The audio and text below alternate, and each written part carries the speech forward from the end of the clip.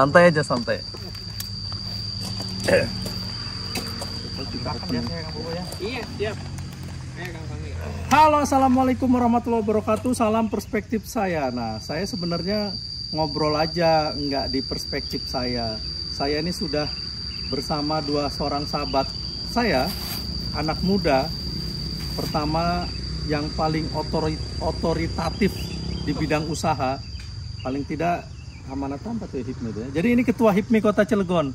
Amanat undang-undang apa ya HIPMI itu ya? Apa? Permen BKPM ya. Permen kali ya. Nah, nanti kita inilah ngobrol yang lain. Nah, yang satunya saya udah kenal lama teman-teman. Nah, ini sahabat kita namanya Mas Bowo. Jadi Mas Bowo ini ownernya Villa Ternak, Villa Tani, dan saya kira inisiator di Kota Cilegon untuk di bidang apa itu, mau agro ya? Agroeduwisata. Nah, kita pagi-pagi sudah ada di sini. Tadi saya berangkat 5:30, nyamper ketua, kemudian beli sarapan sambil makan tuh ketua HIPMI-nya. Nah, kita ngobrol-ngobrol soal, memang belakangan apa temanya ini, momentumnya itu kurban. Nah, kebetulan teman saya ini dua-duanya paling tidak ada satu titik temu, sama-sama punya hewan kurban. Untuk sukses, yang satu enggak gitu kan. Yang satu emang udah rutinitas tiap tahun, yang satu katanya masih mau belajar dan terus dibenahi. Nah, Mas Bowo ini lagi bikin apa? Saya lagi di ternak Villa Tani, sorry suka ketuker. Ini lahannya ada berapa ini ya? Jadi Villa Ternak sama Villa Tani itu adik kakak Bang Fahmi. Kakaknya Villa Ternak.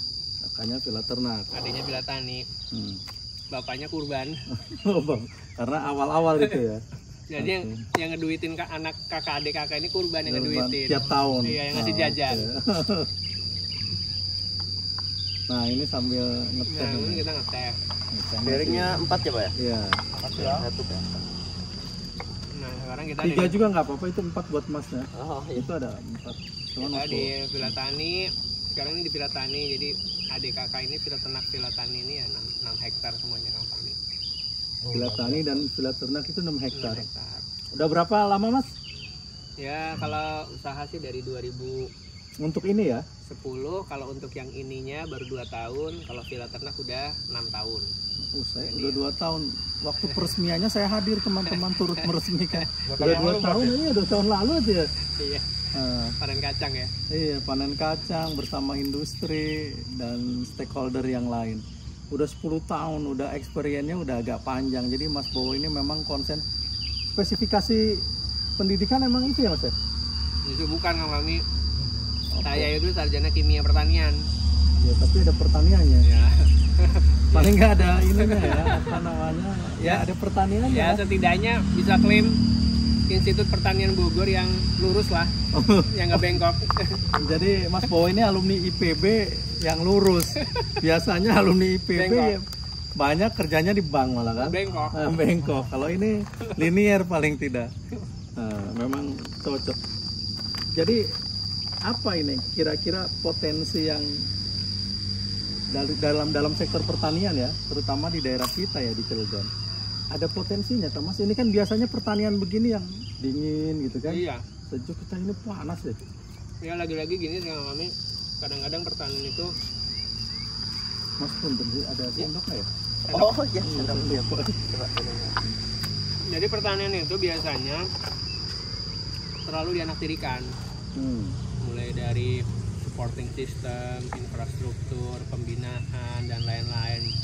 Padahal mereka tuh nggak pada sadar bahwa makan itu dari pertanian. Tuh, Kang Fahmi, telur, peternakan. Ada di sini. Tempe, kedelai. Ya kan? Nasi, padi. Benar. Nah, begitu. Infrastrukturnya nggak disupport. Karena apa, Kang? Karena asumsinya tuku be gampang. Beli aja mudah. Beli aja udah gampang, nggak usah tani-tani, sehingga yang kencang ya impor. Kan gitu ketemunya. Begitupun di Cilegon sama Cilegon, kalau dihitung itu orang makan siang, coba nasinya dari mana, sayurnya dari mana, itu nggak pernah dipikirkan sama pemerintah. Coba sih bikin petani milenial dengan teknologi, walaupun nggak ada lahannya, Cilegon berinvestasi kepada infrastruktur, pakai lahan sebelahnya aja Kabupaten Serang. Kalau Cilegon nggak punya lahan, Ini apa maksudnya? Kabupaten Serang, Kalau sana? Cilegon. Oh, jadi ini sebenarnya berendeng di dua wilayah, Kota Cilegon dan Kabupaten Serang. Oke. Karena kita memahami Cilegon memang tanahnya mahal, lahannya buat mukim. Iklimnya? Ini Nah, suhu untuk iklim tuh sebenarnya di teknologi aja sih Kang Fahmi, bukan berarti. alih teknologi itu keren juga tuh. Ya, jadi Kan sebenarnya- solutif jadinya ya. Iya lah, kan gembor-gembornya apa Cilegon kota industri, mana coba ahli IT-nya, ahli apa supporting lah terhadap bikin greenhouse yang bagus, hidroponik dan lain. Ya, saya berharap sih ada dukungan lah buat pemerintah. Gitu Kang, Apa bentuk dukungannya? infrastruktur. Jadi Cilegon berinvestasi dalam satu entitas. Contoh paling sederhana tuh BUMD-nya DKI Jakarta. DKI Jakarta tuh nggak punya sawah, tapi padi untuk 10 tahun ke depan punya cadangan. Dari mana? Dari mana? Bermitra dengan Jawa Timur, Kerawang, segala macem. Karena dia memahami perut orang Jakarta itu harus disupport. Harusnya begitu. Itu keren tuh infrastruktur ya. Infrastruktur. Jadi disiapin tuh kesananya. Jadi nyiapin gudang di sana, punya gilingan padi apa lain-lain. Jadi ada satu poin yang saya tangkap bahwa pertanian itu pun harus dibuat, dikemas dengan teori-teori ilmu modern, manajemen modern. Jadi kita meskipun nggak punya lahan dengan kemasannya, suhunya nggak bagus dengan teknologinya, bagaimana agar pertanian ini bisa jalan gitu ya. Iya kan. Itu keren juga tuh. Maksud saya ternyata disiplin ilmu kita itu komprehensif. Saya pernah ke pertanian Korea tuh sama. Betul. Petaninya udah pakai jas. Jadi dia berpikir kalau kita nanam padi itu setahun 2 kali, Iya. dia tuh harus terus nyambung gitu, karena pertanian nggak bisa dijeda. Ya harus terus. Bagaimana caranya dari mulai perairan, teknologi, infrastruktur, alat kerjanya yang modern tidak dicangkul karena memperlambat gitu-gitu ya. Termasuk hasilnya sekarang tuh nggak ada istilahnya panennya gagal, varian produknya kalau padi gitu ya, padinya jelek. Kayaknya tidak ada tuh istilah begitu, karena semuanya bisa diantisipasi oleh disiplin ilmu yang sudah dipelajari, kan semuanya ada disiplin ilmunya lah, ada kampusnya. Jadi jangan dibiarin petani itu berjuang sendiri, Pak. Iya. Kasihan. Iya, padahal dasarnya manusia itu hasil pertanian. Semuanya mengklaim tuh, misalnya industri baja, bahwa kehidupan ini tidak lepas dari baja. Industri plastik, sehari-hari kita bangun tidur sampai tidur lagi dengan plastik. Pertanian semua itu nggak akan hidup tuh, nggak akan bisa jadi baja, nggak bisa jadi plastik kalau nggak makan orang kan. Bukan gara-gara mentang-mentang direktur makanya baja. Nggak bisa juga tuh. Nah, ini ketua HIPMI kita udah beres sarapan, nanti kita denger dari ketua HIPMI, tapi ini dulu dia minum dulu. Soalnya kalau lapar ganas. Gantian Kang Mami yang makan. Iya, nanti kita gantian. Kang, kami makan. Kalau Mas Bowo melihat potensi Cilegon dan kalau Kabupaten Serang kayaknya sih memang mestinya diarahkannya industri itu ke pertanian dengan potensi geografi yang dimiliki ya. Nah, kita ngomongin Mas Bowo, apakah bisa kita memenuhi ini padahal kita ada dinasnya Dinas Ketahanan Pangan tuh, tapi Kota Cilegon kayaknya dibubarkan dinas itu. belum masih ada ya? Masih ada Ketapang. Kayaknya disatuin deh, karena nggak ada kepala dinasnya, Pak. Dispar itu, Bang. Yang disatuin Dispar. Ketapang masih ada ya? Disporpar. Ketahanan pangan. Nah, maksud saya apa mungkin kita bisa berdikari dalam arti kita bisa memenuhi kebutuhan dalam kota kita sendiri dengan yang kita miliki, potensi yang kita miliki? Saya langsung jawab nggak bisa. Nggak bisa. Kenapa? Karena kita benar-benar sekarang itu ya kalau sebutannya ekspor impor ya, ya kita tuh udah terlalu banyak impor ya. Artinya ya semua buat di sana. udah. Ini masih banyak. Dan nanti buat Kang Ruli, di sini aja. Udah buat Kang Ruli. Cilegon tuh kita lihatnya dari pasar aja kan. Jadi pasar Cilegon itu setiap jam 12 kalau mengamati jam 11 itu dari pasar induk, dari Bogor segala macam. Malam ya. Iya, bahkan sempat ada bahasan tuh pecel lele aja, lelenya dari Bogor. Ya lagi-lagi kalau untuk berdikari jauh. Tapi kalau saya mengambil perannya ya ambillah 10%, 20%, 30%, dimanfaatkan nih. Karena masalahnya Cilegon itu market kan. Iya. Masa kita berada di market, ibaratnya masa mati di lumbung padi kan. Masyarakat Cilegon tuh ada 440.000 sekian. Iya. Ya pasarnya paling tidak itu, belum lagi yang migrasi masyarakat setiap harinya ke kota Cilegon gitu ya. Benar. Nah ini ada ketua HIPMI kita ini, gimana ini ngomongi potensi pertanian di kota Cilegon? Yang kayaknya sih jarang dia ngomongin pertanian tuh sektornya UMKM apa. Nah tapi kita hari ini terpaksa untuk berkunjung ke ini nih. Ada lalat ada serangga. Kita paksain ngomongin gimana Kang Ian pandangannya soal potensi pertanian, dan kita ngobrol aja lah sama Mas Bo sambil kita sarapan ya. Sebetulnya bukan saya tidak terjun di bidangnya Kang Haji. Saya panggil Haji Fahmi ya. Saya juga terbiasa Kang Haji aja sama Haji Fahmi Mas Bo. Saya tuh udah pernah mencoba pertanian. Saya punya tempat di Karangbolong. Ada villa di sana. Saya mau, harapan saya sih tadinya saya harap saya bisa bertani, beternak, karena bagaimanapun juga hulunya ada di sini. Industri pakan dan pangan adanya di Cilegon, seperti Terios, seperti Bungasari, pabrik yang lain, Cerestar, Budi Kencana. Kalau nggak salah dia jual produk pakan dan pangan. Maka itu. Iya, Budi Terios juga menjual CGM yang begitu. Di luar sana, di Jawa Tengah sana, pembelinya ya di Cilegon bahan bakunya. Kebetulan pertaniannya bisnis saya ditransportir ya kan. Transportir, jadi saya tahu gitu loh. Oh, hulunya dari sini dibawa ke sana, dicampur kan, bikin konsentrat kalau nggak salah ya. Betul. Campurannya kalau nggak ada CGM, mungkin dan lain-lain lah. Saya kurang paham. Jadi hulunya di sini Kang Haji. Sebetulnya jadi potensinya besar sekali sebetulnya di Cilegon ini. Di Jawa sana bahan baku di sini dibawa ke Jawa Tengah ya kan, Jawa Timur, dia buat konsentrat melalui KUD, Koperasi Unit Desa, dan dijual ke kita lagi. Artinya saya aja beli konsentratnya dari Boyolali itu ya kan, padahal dari sini tuh ya, barang-barangnya dari sini, kolarnya dari ini, dari apa, kiwi. Polar mah Kiwi dari mana? Bungasari kan. Nah, maksud saya ini harus ada peran pemerintah kan, seharusnya kan. Terkait pemberdayaan peternakan gitu loh ya kan. Hulunya sudah di sini seperti Haji Fahmi lah, basic bisnisnya di APD biji plastik yang Haji kan. Hulunya di sini, hilirnya tinggal kita cari buat bagaimana caranya kita bisa berbisnis dari hulu ke hilir kan Kang Haji. Apa salahnya kita diedukasi oleh pemerintah bahwasanya beternak itu cuan juga loh kan gitu loh Mas Bo ya.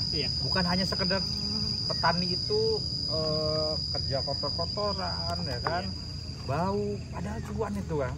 Mas Bo, saya pernah 2000 saya sering langganan ke Kang Faujan itu yang dari Lampung, tahu ya? Tahu. Itu saya langganan sekali tuh, tiap tahun beli sapi kan Haji. Itu kalau nggak salah 200 ekor, 400 ekor ketika kurban satu stand itu habis Kang Haji.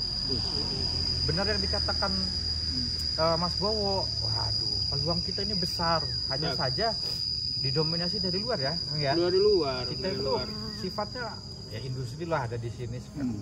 Masyarakat Kota Cilegon itu lebih banyak santinya lah, artinya apa ya? Teman-teman HIPMI ada? Oh, teman-temannya ada. Ada Kang itu ya? Siapa yang ternak kambing Ali gitu? Razan, Ali Razan Farm itu sama Kansa tahu di mana ya saya? Kansa itu nggak tahu nama pil ternaknya apa, nama peternakannya apa. Nah di HIPMI itu kan kita bikin namanya HIPMI Kurban kan. Di kompartemen agrobisnis dan di kompartemen peternakan, yang mana di dalamnya itu di kepemimpinan saya ini HIPMI Kurban itu di kompartemen peternakan ini baru ada di kepemimpinan saya gitu. Yang mana di momen-momen kurban ini teman-teman mengajukan proposal ya kan, dan kita dorong peternak-peternak dari teman-teman HIPMI seperti Ali Razan, PAM, seperti Kansa dan lain-lain ya. Kita dorong agar mereka usahanya dari hulu ke hilir ya, beternak iya, pemasaran iya kan gitu loh, daripada ke luar ya kan, bener nggak? Kita mendata Kang Fahmi potensi kurban di Cilegon itu Kang Fahmi 10.000 ekor. 10.000. Iya, GKM sama industri. Kalau kita bagi 30-70 berarti sapinya tuh 3.000, bunganya tuh 7.000, maka itu angkanya bisa hampir 3 digit M. Iya 3 digit miliar ya, maksudnya 3 digit, udah bukan 2 digit lagi ya, 3 digit. Artinya kan banyak itu lumayan. Revenue putaran satu. Nah, tadi ada yang saya garis bawah itu. Bener nggak sih profesi petani peternak itu nggak bisa menghidupi? Ini kan pertanyaan dasar ini. Iya. Kok orang nggak mau pada bertani, beternak? Nah, sebenarnya bisa nggak? Ya, Mas Bowo. Saya bahas dikit. Jadi Kang Fahmi, saya sekarang di sini Villa Ternak dan Villa Tani itu Kang Sofian kita mendedikasikan sebagai educational farm. Jadi tempat untuk belajar pertanian. Jadi kenapa warga kita, anak muda itu nggak mau masuk ke dunia peternakan atau pertanian? Karena asumsinya satu, gajinya jelek, nggak prospektif. Itu doang kan. Padahal kalau dikelola dengan baik, dilatih dengan baik, ya potensinya besar. Jadi lagi-lagi Kang Fahmi, pembinaan SDM. Saya udah pernah bahas di mana-mana. Jadi formatnya itu SDM itu menentukan 30%, yang punya duit itu 30%, market itu 30%, yang punya tanah itu 10%. Sehingga market udah ada. Kita nggak perlu pikirin. Yang punya duit, saya pikir ya Cilegon cukup lah ya, tinggal SDM sama lahan. Jadi ya lahan bisa lah, maksudnya dengan skema-skema sewa, nggak perlu beli gitu. Atau sekarang gini kan Bu, saya kan punya peternakan tuh di sana yang saya tadi ceritakan, itu nggak hasil ya. Kenapa itu? SDM-nya Kak sebelah kiri berarti Kak. Iya, SDM-nya padahal dia berpengalaman sebetulnya kerja di tempat peternakan, artinya tidak buta amat ya pengalaman, tapi sekali lagi memang tidak konsisten. Bagaimana caranya menciptakan SDM yang benar-benar yang unggul gitu. Iya. Coming soon Kang Fahmi. Misalnya nih ABK itu anak buah kandang. Kang Haji nggak tahu, saya tahu lah. Saya tahunya ABK kapal. Anak buah kandang saya diedukasi di sini. Betul. Atau saya kan begini kan, kejadiannya saya tuh beli hewan dari Banyuwangi ya kan, yang sudah hamil gitu kan, usia sekian bulan, ternyata begitu lahiran itu ibunya tidak menyusui. Wah, ini stres banget nih, waktu, tenaga, pikiran, ngedotin ya kan. Di usia 3 bulan mati coba. Memang ada ilmunya sih Kang. Jadi ya tadi saya bilang pertama kita bahas ABK dulu ya Bang. Bang Sofian, Bang Fahmi. ABK lagi-lagi coming soon nih Bang Fahmi, mohon supportnya. Kita lagi merilis dengan beberapa BUMN untuk melakukan, sebutannya adalah pembinaan SDM strategis agro edu wisata. Maksudnya apa? Sekelas SMA Pak Kang Fahmi, Kang Sofian belajar di sini 3 bulan, lulusannya itu lulusannya itu keluarannya adalah memiliki sertifikasi. Jadi sertifikasinya spesifik, apakah dia domba, apakah dia sapi, apakah dia melon, segala macam sertifikasi. Jadi di sini dia praktek dari 0 sampai akhir. Kurikulumnya ada? Kurikulumnya LSP. Iya, kan? Ini LSP. Anak IPB, coy. Kita padukan dengan LSP Pak. Jadi lembaga sertifikasi profesi. ya semoga itu bisa menyelesaikan ABK sehingga kita punya stok kayak baby sister. Ya. Jadi orang pengen ternak, ini udah ada nih yang sudah siap gitu. Terus yang kedua memang yang namanya sumber itu harus memahami iklim yang ada di kita kan. Misalkan kalau kita iklimnya panas, jangan sampai beli hewan ternak dengan sumber yang dingin. Oh iya. Stres nanti mati. Stres. Yang kedua kalau untuk breeding memang track record sih Kang Sofyan. Jadi kalau yang namanya untuk breeding itu agak rumit. Jadi Breeding itu melahirkan. Melahirkan. Ibaratnya mah kalau mau cari istri tuh bibit bebet bobotnya. Bagus lah ya. Jadi kalau kejadian anak nggak mau nyusuin itu kadang-kadang ibunya itu emang punya naluri yang kurang baik. Jadi kalau breeding itu harus beli kepada satu peternakan yang memiliki record indukan yang udah bagus gitu kan. Berdasarkan pengalaman saya, Mas Bo, Gimana ternyata kalau nggak salah ya, ternyata berbisnis kambing itu ada seasonnya ya. Iya betul. Benar nggak? Betul. Ada season tuh. Ada saatnya, ada waktunya. Iya, waktunya Jangan sampai lebaran haji lah. Bukan haji aja, ternyata ada mulut gitu kan. Okay.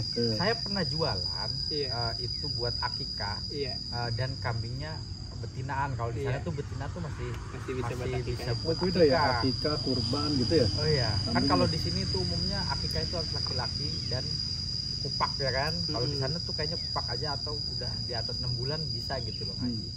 Saya pernah jualan itu beli dari kiloan, dari kambingnya kiloan, jualnya bijian.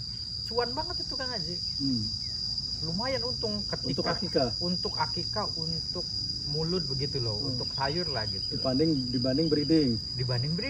Iya, risiko kematiannya tinggi. Betul, ketika saya beli itu ternyata ada musim hujan di situ, mati semua kan. Mati itu karena faktor kedinginan, pilek dan lain-lain ya. Gak mudah melihara kambing. Saya pikir melihara kambing itu asal lahannya luas, dikepar, umbaran, kambing hanya jalan-jalan, makan, sehat. Ternyata enggak juga. Sama dokter hewan biasanya ya. Dari saya sudah Dinkes apa tuh ya? Kabupaten Serang. Iya. Saya punya kerbau 3 Kang Haji. 2 mati, sisa 1 sekarang. Sembelih. Oh, masih mending ya. Tapi kan sakit gitu loh. Kebunnya bule semua lagi. Aduh, sayang banget kan. Emang mahal ya bule? Ya nggak mahal, unik aja sih kayaknya gitu loh. Saya bukan Parkinson. Hah? Bukan. Ular juga kan ada yang Parkinson tuh. Iya sih. Aduh, sayang banget kan. Nah, itu teman-teman obrolan kita. Sebelum kita selanjutnya kayaknya nggak usah direkam ya, kelamaan. Kamera saya nanti full. Paling tidak pagi ini kita sudah ngobrol-ngobrol karena udah agak panas juga ini.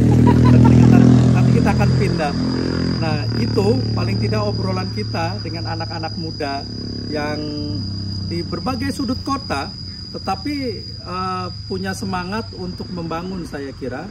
Artinya sektor-sektor bukan non formal sih, sebenarnya memang harus diperhatikan oleh pemerintah karena bangsa kita katanya bangsa yang agraris begitu ya, terdiri dari gunung, hutan, ladang, sawah, tongkat kayu jadi tanaman, tapi itu nggak pernah direalisasikan secara serius. Dan kita pagi ini sudah membicarakannya dan kita akan terus membicarakannya, tetapi tidak di in frame ya. Baik, itu saja. Terima kasih teman-teman. Salam perspektif saya.